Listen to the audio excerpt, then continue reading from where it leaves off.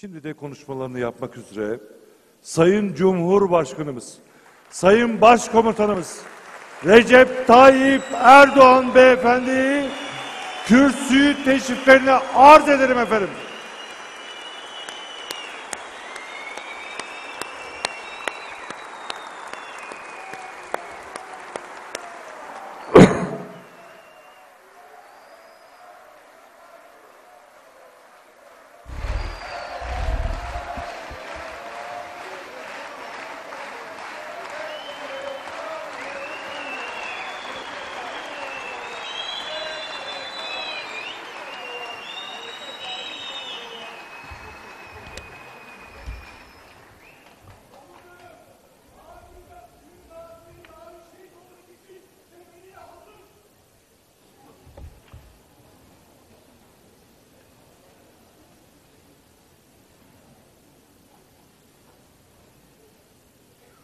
Bismillahirrahmanirrahim.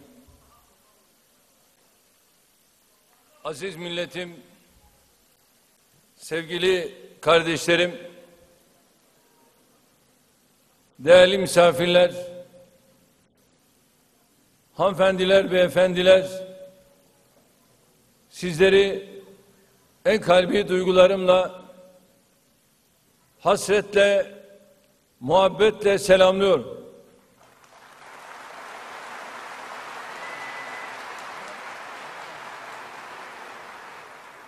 Öncelikle açılışını yaptığımız Beştepe Millet Kongre ve Kültür Merkezi'nin tüm milletimize hayırlı olmasını diliyorum. Cumhurbaşkanlığı Külliye'mizin önemli bir parçası olan bu eserin açılışını böylesine önemli ve anlamlı bir dönemde çok kıymetli misafirlerimizle yapmaktan büyük bir memnuniyet duyuyorum. Aramızda 15 Temmuz şehitlerinin yakınları ve 15 Temmuz gazilerimiz var. Kendilerine hoş geldiniz diyorum.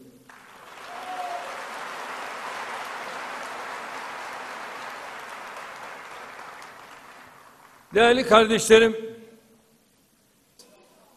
kardeşlerim, sadece Fethullahçı terör örgütüyle değil, diğer terör örgütleriyle ve onların arkalarındaki güçlerle olan mücadelemizi daha güçlü, daha etkin bir şekilde sürdüreceğiz.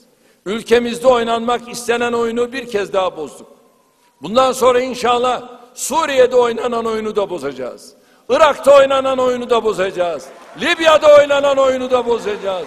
Orta Doğu'da, Kuzey Afrika'da, dünyanın her yerinde mazlumların ve mağdurların acısı, gözyaşı kaybetmesi pahasına oynanan oyunları bozacağız.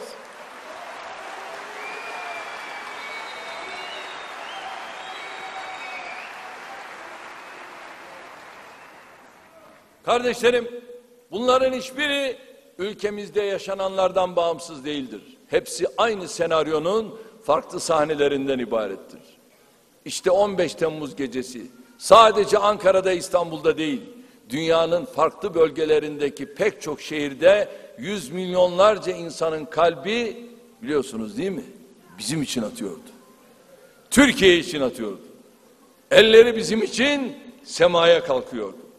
Aman ya Rabbi, o ne güzellikti. Bu millet dünyada farklı bir yere oturdu. Her yerden size selamlar var, dualar var. Bu insanlar Türkiye'deki mücadelenin 79 milyonla birlikte kendi istiklal ve istikbal mücadeleleri olduğunu biliyordu. Ülkemize husumet besleyenler, teröristlerini üzerimize salanlar kendilerini dev aynasında görebilirler. Ama bu milletin arkasında çok daha büyük bir güç, çok daha büyük bir destek var. O da mazlumların duasıdır.